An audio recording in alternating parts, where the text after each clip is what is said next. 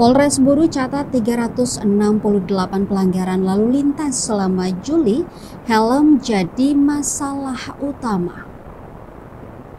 Selama bulan Juli 2025, Polres Buru mencatat 368 pelanggaran lalu lintas di Kota Namlia.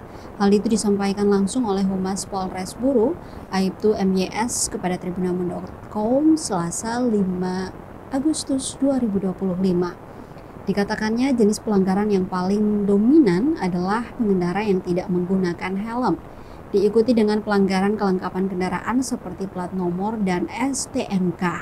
Lebih lanjut, Jamaluddin menegaskan bahwa pihak kepolisian akan berpatroli rutin di titik-titik rawan kecelakaan lalu lintas.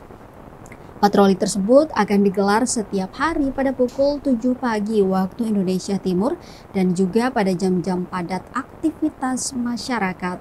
Untuk itu, ia mengimbau bagi seluruh pengendara agar selalu mematuhi aturan berlalu lintas, termasuk mengenakan helm, membawa kelengkapan kendaraan, dan mematuhi rambu lalu lintas demi keselamatan bersama.